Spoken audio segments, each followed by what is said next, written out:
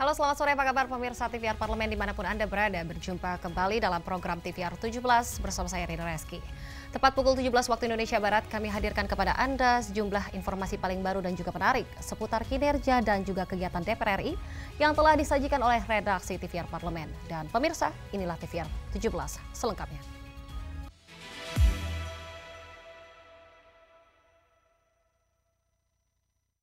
Kita awali berita sore hari ini dari DPR RI mendorong pemerintah laksanakan kebijakan subsidi secara akuntabel dan juga berbasis data. Kebijakan yang tepat sasaran dinilai dapat mendorong pertumbuhan ekonomi nasional dan juga meningkatkan daya beli masyarakat. Komisi 11 DPR RI mendorong kebijakan subsidi pemerintah diimplementasikan secara akuntabel dan berbasis data. Langkah tersebut dinilai mampu menstimulasi pertumbuhan ekonomi nasional.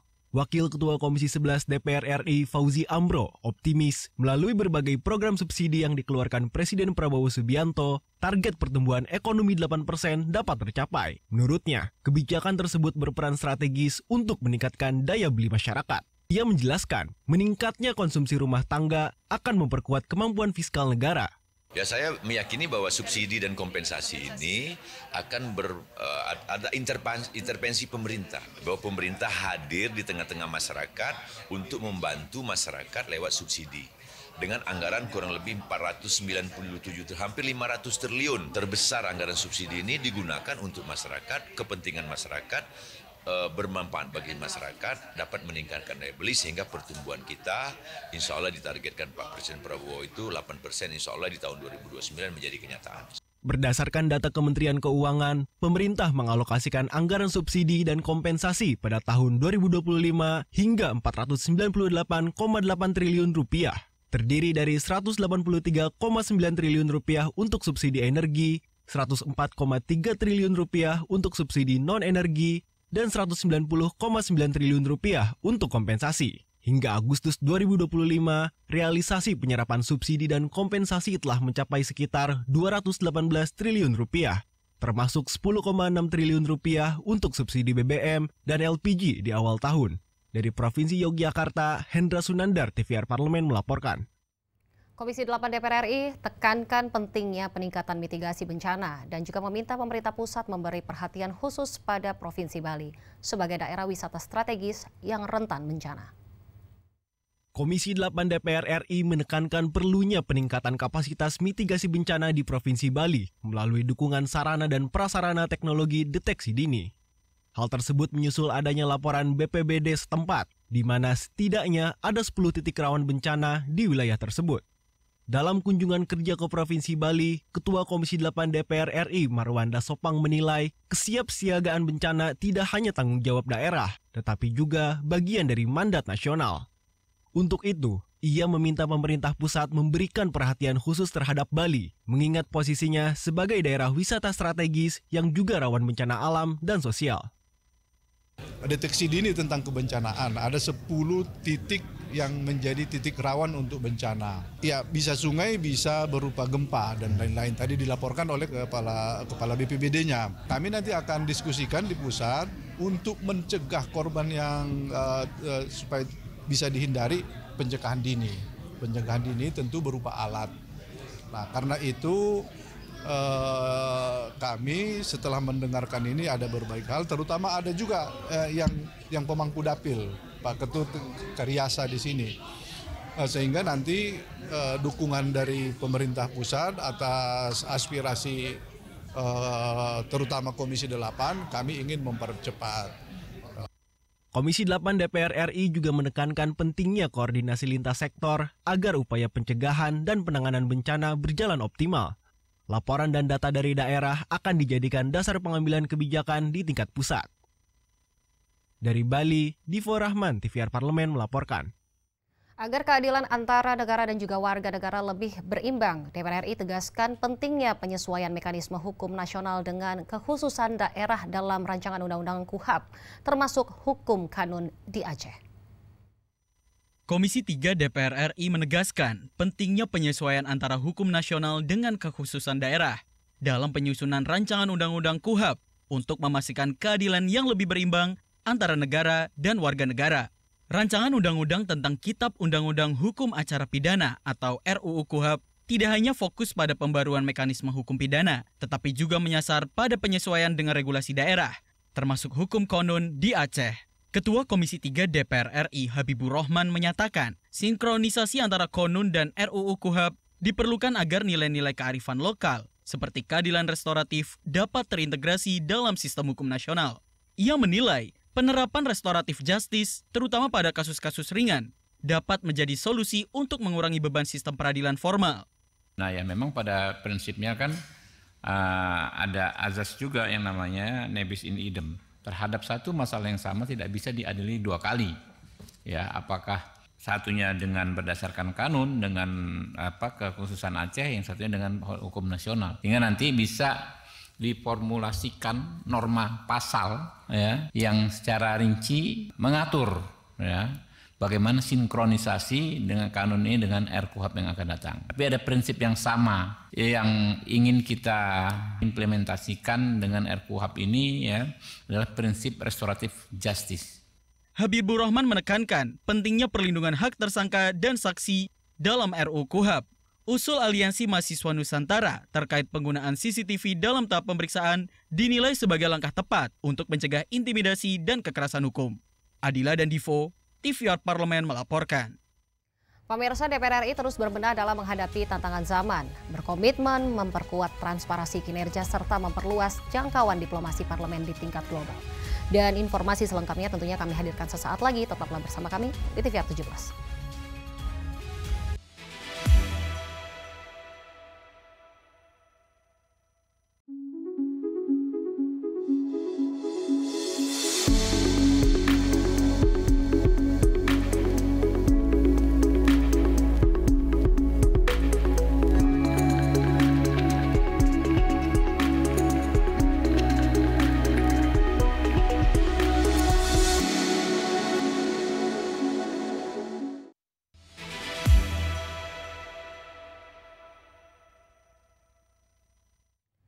Kembali di TVR 17. Pemirsa, transparansi bukan sekedar kewajiban, tetapi bagian dari tanggung jawab moral DPR RI kepada rakyat.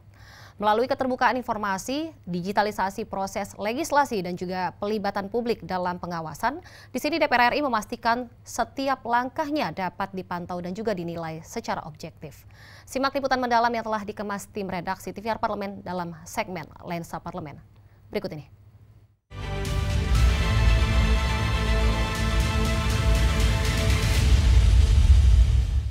DPR RI secara aktif mengembangkan strategi untuk memperkuat diplomasi parlemen dan transparansi untuk memaksimalkan keuntungan nasional dari berbagai forum-forum internasional agar dapat meningkatkan kinerja dan memperjuangkan kepentingan publik secara efektif.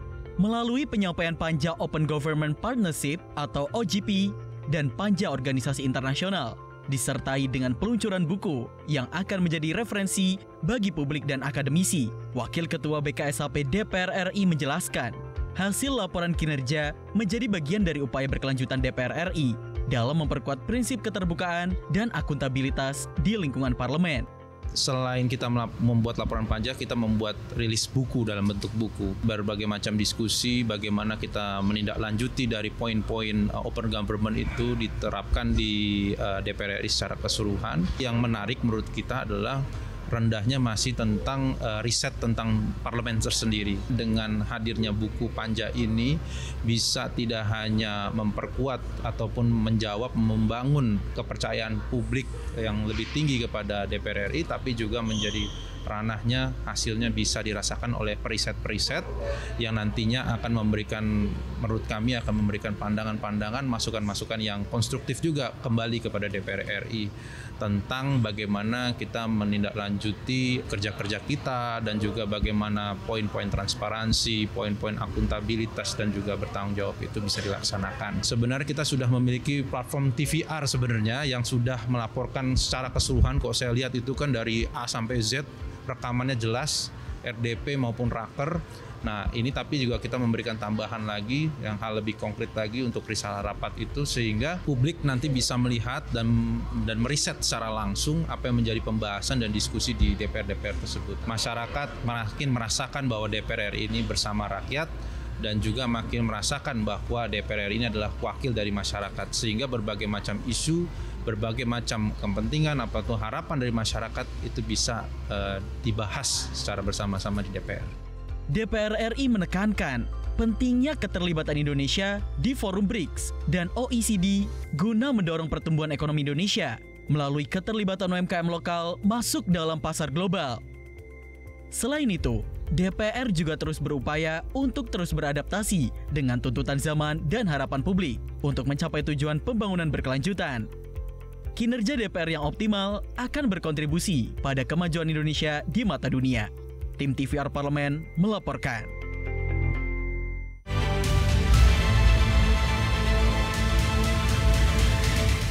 Pemirsa, proyek kereta cepat Jakarta-Bandung atau KCIC menjadi sorotan setelah besarnya beban utang yang kini ditanggung negara. Terbarunya, Menteri Keuangan juga menolak untuk menggunakan APBN dalam penyelesaian utang tersebut. Lantas bagaimana pandangan DPR RI dalam menilai isu ini? Informasi selengkapnya kami hadirkan sesaat lagi. Tetaplah di TVR 17.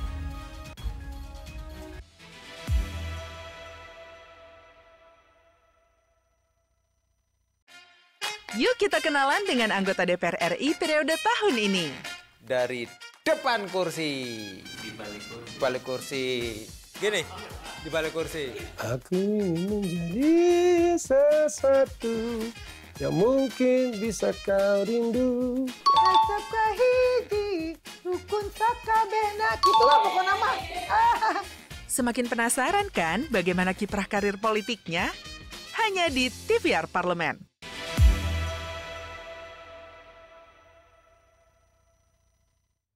Kembali di TVR 17. Pemirsa, beban utang proyek kereta cepat Jakarta-Bandung atau KCIC yang mencapai 116 triliun rupiah sebagiannya bersumber dari pinjaman China Development Bank. Namun Menteri Keuangan menegaskan utang tersebut tidak akan dibayar menggunakan APBN. Lantas bagaimana Komisi 6 menilai persoalan ini dan apa solusi yang bisa ditawarkan?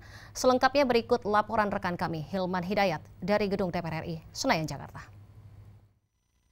Ya pemirsa, saat ini memang publik sedang menyoroti terkait dengan proyek kereta cepat yang saat ini ternyata mengalami berbagai persoalan, terutama terkait dengan masalah operasional dan memang hutangnya yang sampai mencapai 116 triliun rupiah. Dan akhir-akhir ini memang Menteri Keuangan juga tidak ingin proyek kereta cepat ini dibebankan kepada APBN. Oleh karena itu KCIC atau KAI juga diminta untuk memberikan bagaimana opsi-opsi pembiayaan lainnya di luar APBN untuk menutupi hutang tersebut. Saat ini saya bersama dengan anggota Komisi 6 DPR RI Bapak Herman Heron nantinya akan sedikit memberikan penjelasan terkait dengan bagaimana proses DPR RI melihat proyek kereta cepat hari ini. Selamat sore. Selamat sore. Herman, bagaimana melihat respon hari ini terkait dengan persoalan utang kereta cepat? Pertama tentu dari awal kereta cepat ini kalau berbicara visible atau tidak visible ya tidak visible gitu ya. Namun kemudian ini kan menjadi proyek strategis nasional yang pada akhirnya yang proses awalnya adalah B2B menjadi B2G. Bisa dengan government bisa masuk, pembiayaan negara bisa juga masuk. Pada akhirnya ini terjadi pembiayaan tambahan pada waktu terjadinya cost of run. Atas biaya-biaya yang pada akhirnya direvisi dalam instrumen pembiayaan terutama untuk base equity, maka hal yang tadinya menjadi penyertaan modal atas sarana yang ada ini ditarik menjadi modal dalam bentuk uang. Nah itulah cost of run kemudian masuk untuk menghitung kembali atas biaya proyek yang membengkak pada waktu itu. Nah oleh karenanya saya kira saya sering mengkritisi tentu pada pembahasan-pembahasan sebelumnya di periode yang lalu. Dan saya selalu menanyakan berapa lama sih payback periodnya ini kan juga hampir 50 tahun gitu. Nah kalau hampir 50 tahun sudah berapa generasi dan bagaimana cara pengembalian lebih cepat. Karena pada sisi lain dengan hitung-hitungan tiket yang tentu menyesuaikan terhadap daya beli masyarakat juga ini tidak memungkinkan bahwa tiket yang dibebankan kepada para penumpang ini juga akan memenuhi keekonomisan dalam perhitungan pengembalian di konsorsium KCIC. Berarti memang Komisi 6 nanti juga akan memanggil berkoordinasi dengan Danantara ya Pak terkait dengan karena seluruh BUMN kan dikelola di Chief Operational Officer di bawah Danantara, dan tentu saham 1% regulasinya nanti ada di BP BUMN. Nah ini bagaimana nanti pembicaraan atas kebijakan negara terhadap KCIC dan tentunya sebetulnya kebijakan Danantara di dalam merestrukturisasi sehingga kereta cepat Jakarta-Bandung ini tidak rugi terus gitu. Dan saya kira Presiden sudah memikirkan dengan mendorong percepatan dan menunjuk tim untuk percepatan kereta cepat Jakarta-Surabaya, yaitu Menko Infrastruktur sudah ditunjuk. Tinggal bagaimana menghitung, mengkaji dan membuat kajian yang lebih komprehensif supaya juga kemudian tidak menjadi beban, baik menjadi beban konsorsium BUMN yang sudah dibentuk dalam PT Pilar itu, kemudian juga tidak membebani terhadap keuangan negara. Justru sebaliknya, kereta cepat semestinya akan menjadi penyumbang dividen bagi negara. Ya, Pak, terakhir Pak, mungkin harapan Bapak sebagai anggota Komisi 6 terkait dengan penyelesaian. Ya harapannya saya kira ke depan harus dengan matang lah untuk membuat proyek, membuat kegiatan-kegiatan pembangunan harus betul-betul diperhitungkan dengan matang, dan tentu mitigasi risikonya seperti apa, karena timbulnya cost operan itu dari persoalan-persoalan yang timbul karena pekerjaan sudah berjalan. Nah ketika pekerjaan berjalan ada pembebasan lahan yang tertunda, kemudian ada rute-rute yang berkaitan dengan situasi lingkungan alam dan sekitarnya. Ini kan menjadi penghambat yang di awalnya tidak diperhitungkan, sehingga pada akhirnya juga berkonsekuensi terhadap cost operan. Nah, timbulnya cost operan ini juga sangat membebani karena pada waktu itu kan hitung-hitungan awalnya 29 triliun, kemudian diaudit oleh BPKP kurang lebih 21 triliun. Tapi kan pada akhirnya juga konsorsium BUMN juga ini kena imbas itu. Oleh karenanya saat ini bleeding gitu.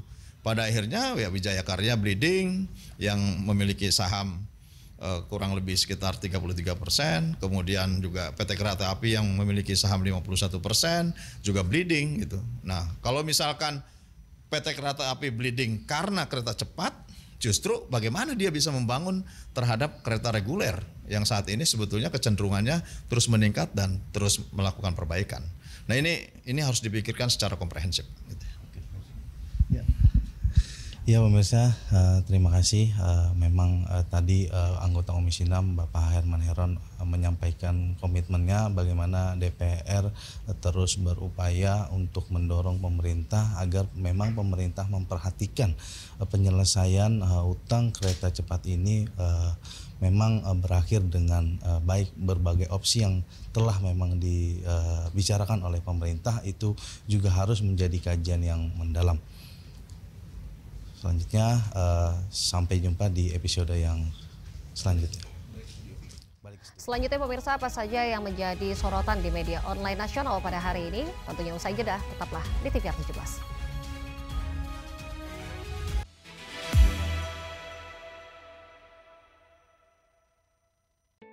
Selamat datang di Biro Pemberitaan Parlemen. Anda memasuki kawasan zona integritas menuju wilayah bebas dari korupsi atau WBK. Dan wilayah birokrasi bersih dan melayani atau WBBM. Biro Pemberitaan Parlemen berkomitmen penuh untuk mewujudkan wilayah bebas korupsi dan wilayah birokrasi bersih dan melayani. Komitmen kami, pejabat dan jajaran memiliki komitmen tinggi untuk mewujudkan WBK dan WBBM melalui reformasi birokrasi, khususnya dalam hal pencegahan korupsi dan peningkatan kualitas pelayanan publik. Kedua, bebas dari korupsi dengan terwujudnya wilayah bebas korupsi atau WBK, yang artinya bebas dari KKN, gratifikasi dan dari segala bentuk pungutan liar atau pungli. Terakhir, pelayanan prima dengan terwujudnya wilayah birokrasi bersih melayani, yaitu dengan meningkatnya kualitas pelayanan publik dan tercapainya kepuasan masyarakat terhadap pelayanan.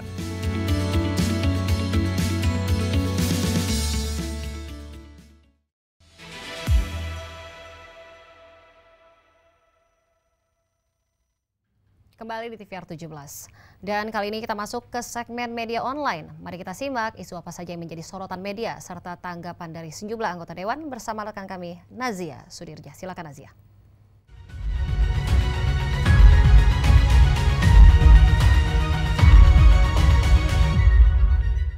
Terima kasih rekan Rini dan selamat sore pemirsa. Kali ini kita akan membahas berita yang menjadi headline di media online nasional pada hari ini. Yang pertama pemirsa, ada penggunaan etanol dalam BBM belum tepat untuk mesin kendaraan saat ini. Dapat Anda saksikan di layar kaca Anda pemirsa. Anggota Komisi 12 DPR RI Ateng Sutisna menilai rencana penerapan kandungan etanol 10% dalam bahan bakar minyak perlu dikaji ulang. Mayoritas kendaraan di Indonesia masih menggunakan mesin konvensional yang belum dirancang untuk menyesuaikan diri dengan kadar etanol tinggi, sehingga berpotensi menimbulkan kerusakan mesin dan menurunkan efisiensi bahan bakar. Kebijakan energi harus diterapkan dengan memperhatikan kesiapan industri otomotif nasional, infrastruktur distribusi, serta aspek keselamatan pengguna. DPR RI mendorong pemerintah agar melakukan kajian komprehensif sebelum menerapkan campuran etanol secara luas, termasuk melibatkan pelaku industri dan lembaga penelitian. Langkah ini penting agar transisi menuju energi hijau tidak menimbulkan masalah teknis maupun ekonomi di lapangan serta tetap sejalan dengan target keberlanjutan energi nasional yang realistis dan berkeadilan. Kita beralih ke berita selanjutnya yang juga menjadi headline di media online pada hari ini pemirsa, yaitu Komisi 6 DPR RI harapkan BP BUMN Kemenq cari solusi pembiayaan alternatif KCIC. Dapat Anda saksikan lagi di layar kaca Anda pemirsa. Ketua Komisi 6 DPR RI soroti kondisi keuangan dan kelayakan pembiayaan proyek kereta cepat Indonesia-Cina yang saat ini tengah menjadi perhatian publik. Proyek transportasi modern yang diharapkan menjadi simbol kemajuan infrastruktur nasional ini dinilai perlu mendapat evaluasi menyeluruh, terutama setelah muncul laporan mengenai besarnya utang yang membebani konsorsium. Proyek strategis ini harus terus berjalan namun dengan tata kelola keuangan yang transparan dan tidak membebani APBN secara berlebihan. Komisi 6 DPR RI dorong Badan Pengelola BUMN bersama Kementerian Keuangan untuk mencari skema pembiayaan alternatif yang lebih efisien dan berorientasi pada kemandirian keuangan seperti melalui investasi swasta, penerbitan obligasi proyek atau mekanisme pembiayaan kreatif lainnya. Keberhasilan proyek KCIC bukan hanya soal pembangunan infrastruktur transportasi modern, tetapi juga tentang pengelolaan keuangan negara yang sehat dan akuntabel. Kolaborasi antara BP BUMN dan Kemenq diharapkan dapat menghadirkan solusi pembiayaan jangka panjang yang tidak menimbulkan risiko fiskal baru, sekaligus memastikan manfaat ekonomi proyek ini dapat dirasakan masyarakat luas. Baik pemirsa, itu tadi headline di media online nasional pada hari ini, yaitu penggunaan etanol dalam BBM belum tepat untuk mesin kendaraan saat ini, serta Komisi 6 DPR RI harapkan BP BUMN Kemenq cari solusi pembiayaan alternatif KCIC. Demikian dari saya pemirsa, kembali ke rekan Rini.